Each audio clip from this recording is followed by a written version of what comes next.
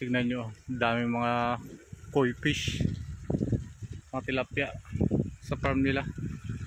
Yan. Fish pond, pero koi fish yung mga pangunahin ko nila alaga. Yan o, ang dami rin mga turista. Hindi na ako makakapasok dyan kasi may bayad ata, tsaka yung bike ko wala paradahan.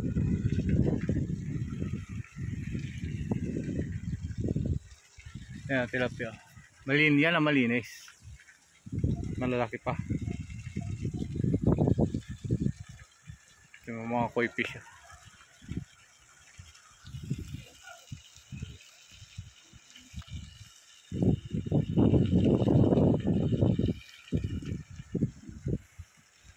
Ganda pa ng lugar. Ganda ng view.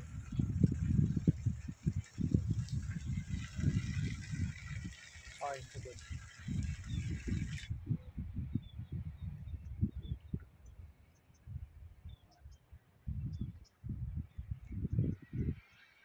Yan, masarap sa magbike. Dami mong nadadaanan na tourist spot. So yun lang guys. Bye.